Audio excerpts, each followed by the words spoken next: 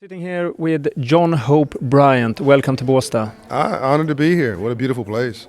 And we are honored to hear your magical speech today. Could you say something about that? I think it's common sense, but maybe common sense is not so common. And maybe what the world needs now is a radical movement of common sense. I think that, first of all, you have a very unique opportunity here to create a gathering, an annual gathering of leaders for the Nordic region, not just Sweden, maybe for North Europe, and maybe for Europe. You have the World Economic Forum, for which I'm a member, in Davos. You've got the Clinton Global Initiatives in New York. You've got on the government side the United Nations. That's a completely different meeting. There's no place in this area where you've got civil society, the government leaders, private sector leaders coming together, the media, to try to solve a range of problems, to find common ground to issues. Today we're dealing with borderless societies. We're dealing with the migrant issues, the immigrant issues, et cetera. But frankly, the problems are not going away. I think the message today, so I want to inspire you and encourage you to keep doing this. I think that there's a niche, an opportunity that you have that I haven't seen anybody else operationalize. I think very specifically my message here has been the poor, the underserved are your untapped potential. They're viewed as a negative, but I think it's viewed through the wrong lens. Even the people here in Sweden who are wealthy, you go back 4 generations, go back 3 generations to your great-great-grandfather. He had dirt under his nails. He was working in the agricultural space. He wasn't riding in fancy cars and staying in fancy hotels. But we forget about that, and we assume that the wealth has always been there. So not only are the poor our salvation, the poor are also the story of most people's lives who are successful today.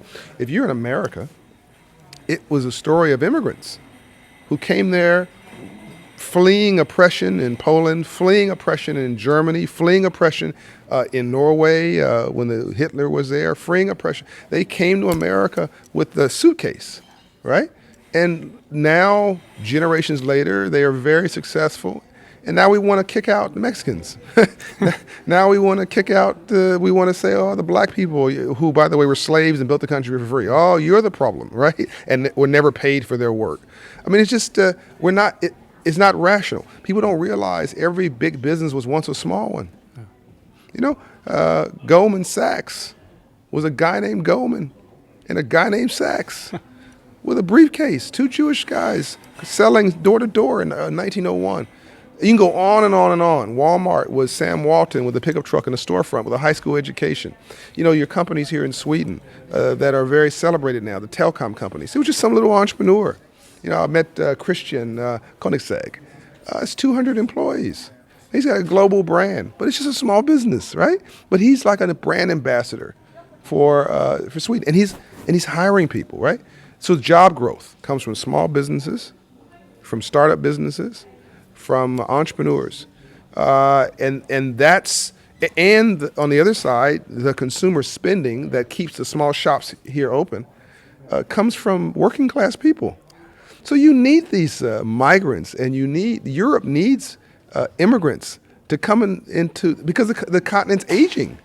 You just cannot have, I don't mean to be inappropriate, but you cannot have a small population of white people on this big, I mean, I left the airport and it's like building, field, building. Oh my God, there's a building, right? I mean, it's not like it's crowded here, right? I mean, and the agricultural age is not coming back. That's gone.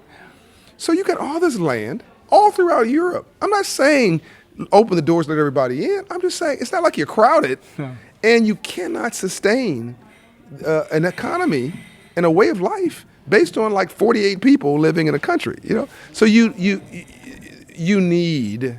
It's healthy to have a balance of constant immigration.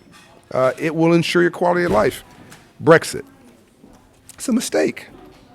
You cannot grow your country by making it smaller. You cannot ensure your prosperity and grow your opportunity by making your dream and your country smaller. It doesn't work. It's just simple math. So there's so many messages here. Speaking of that, your organization Hope. Operation Hope, yes, sir. Can you tell me about the organization?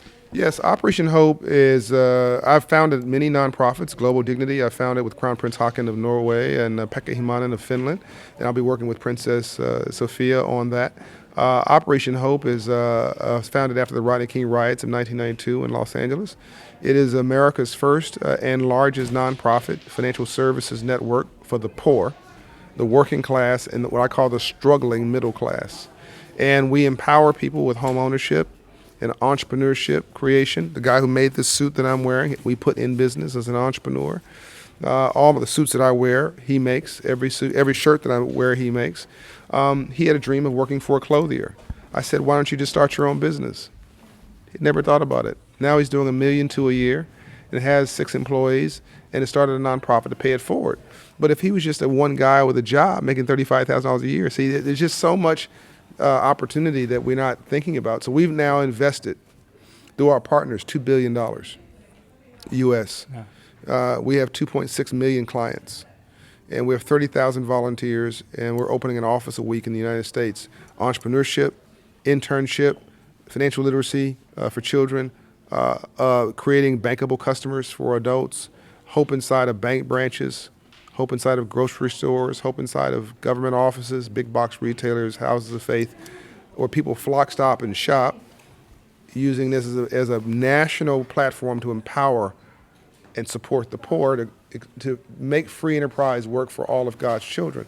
I think the same model works in Sweden. I think the same model works in the Nordic region. We've found it works in Africa. I've not found many places it won't work. No, so. No. You grew up in Compton and South Central. Los Angeles, and yes. Most Swedes know Compton to the NWA song "Straight Outta Compton." Straight Outta Compton. How was that? The Crown Prince of Norway actually can sing the song. Yeah. he knows the words. In fact, he went to school in Berkeley, by the way. So people don't know that he has a very, very strong connection. I mean, it's a limited. Compton has a limited view of the world because of its. People hear about it. They hear about the music. They hear about rap music and gangster rap. But people don't realize that President George H.W. Bush lived in Compton in 1958. In fact, we had 2 U.S. presidents and a governor live in Compton because George W. Bush and his 2 sons lived with him when he was in the military, and Compton was a feeder community for Long Beach, which was where the military was located. And it changed over time as blacks moved in, whites moved out. And now blacks have moved out, and now Latinos have moved in because people are uncomfortable being around somebody who's different than them. Okay. These are global issues, At your website, you have a saying, changing our world by empowering it. You talked about it yes. Before, but also doing well and doing good. I want people who what do you mean? Well, I think that I said something controversial today, many things, but one thing I said, I meant no disrespect to the state. I think you guys are running a fabulous country here. The problem I see is the high taxes are then given to the state. The state is then sort of subcontracted to then serve the poor. But what you really need is a job. What the poor needs are jobs, not handouts. They need something meaningful to do. Government can't create jobs. Government cannot create entrepreneurs, not because they don't want to, they don't know how to. So by removing the responsibility from the private sector and from entrepreneurs who built something from nothing, you're disabling your ability to create a sustainable society. So it becomes almost like self-manifest destiny. You give somebody a handout, then you're upset that they act like supplicants.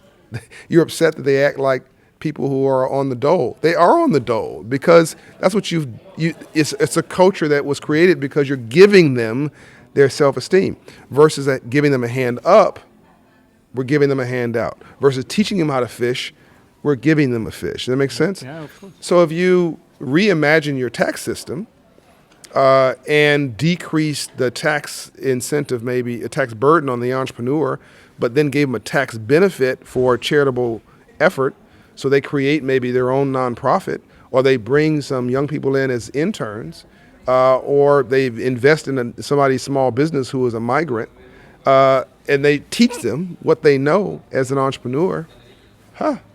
It's called win-win. Yeah.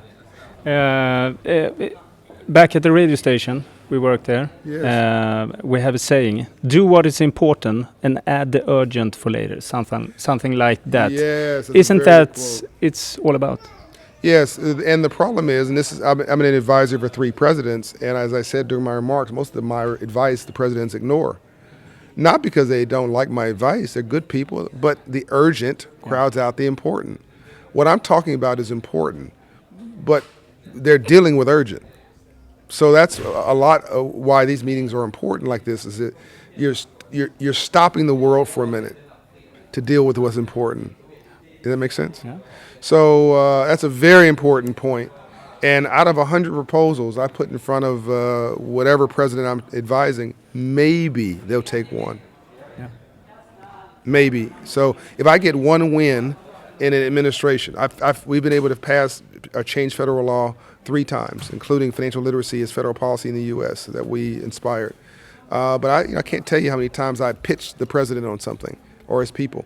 So you just have to never give up. Never, ever, ever, ever, ever give up. I know one thing you guys could do here in Sweden is to mandate financial literacy for every child.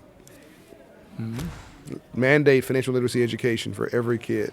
That would just change change the whole environment. What have you learned today?